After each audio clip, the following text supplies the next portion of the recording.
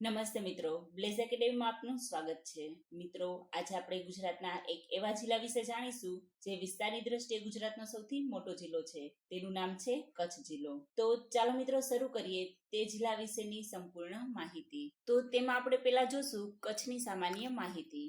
કચ્છ જિલ્લાનું મુખ્ય મથક ભુજ છે. કચ્છનું કુલ ક્ષેત્રફળ 45,674 કિલોમીટર છે. વિસ્તારની દ્રષ્ટિએ કચ્છ ગુજરાતનો સૌથી મોટો જિલ્લો છે. કચ્છનો દરિયા કિનારો આશરે 406 કિલોમીટર લાંબો છે. કચ્છની ઉત્તર અને પશ્ચિમ ભાગે પાકિસ્તાનની સરહદ આવે છે, જ્યારે દક્ષિણ તરફ અરબી સમુદ્ર અને કચ્છનો અખાત આવેલો છે. તેના પછી આપણે જોશું કચ્છના તાલુકા. કચ્છ જિલ્લામાં કુલ 10 તાલુકા છે. તેમાં અબડાસા, અંજાર, ભચાઉ, ભુજ, ગાંધીધામ, લખપત, માંડવી, મુન્દ્રા, નખત્રાણા અને રાપર. આમાંથી ભુજ કચ્છ જિલ્લાનું મુખ્ય મથક છે. ત્યાર પછી આપણે જોશું કચ્છની વસ્તી. તો 2011ની વસ્તી ગણતરી પ્રમાણે કચ્છ જિલ્લાની કુલ વસ્તી 20,92,371 હતી. તેમાં પુરુષોની સંખ્યા આશરે 10,96,737 અને મહિલાઓની સંખ્યા આશરે 9,95,634 હતી. 2011 મુજબ કચ્છનો સાક્ષરતા દર 70.59% હતો. કચ્છનું લિંગ પ્રમાણ દર 1000 પુરુષે 908 મહિલાઓ હતું. ત્યાર પછી હવે જોશું કચ્છનું રણ. કચ્છની સૌથી મોટી ઓળખ એટલે કચ્છનું સફેદ રણ. કચ્છનું રણ સફેદ મીઠાના વિશાળ મેદાન માટે સમગ્ર વિશ્વમાં જાણીતું છે. અહીં દર વર્ષે રણ ઉત્સવનું આયોજન કરવામાં આવે છે.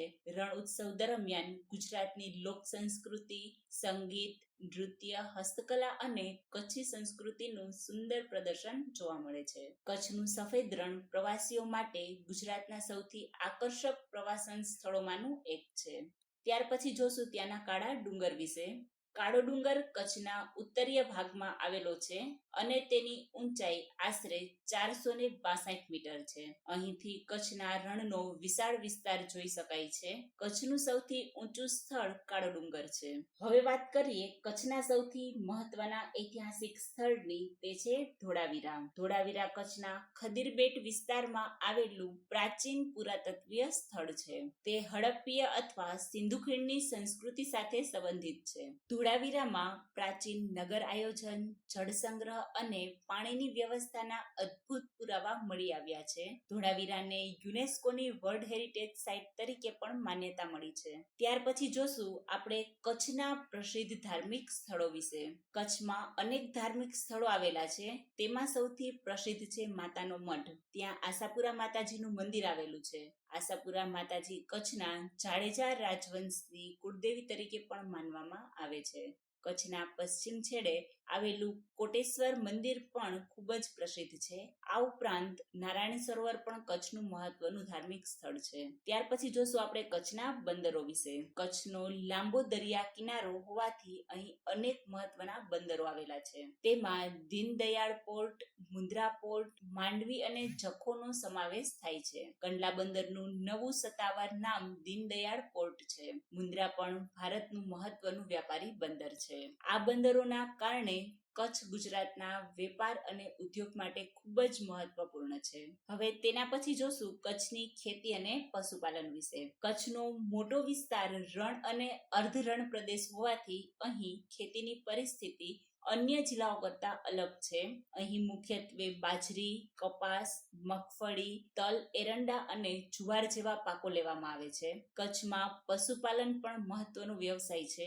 કચ્છની પ્રસિદ્ધ બન્ની ભેંસ અને કચ્છી પશુપાલન પરંપરા પણ જાણીતી છે. ત્યાર પછી હવે જોશું કચ્છની હસ્તકલા અને સંસ્કૃતિ.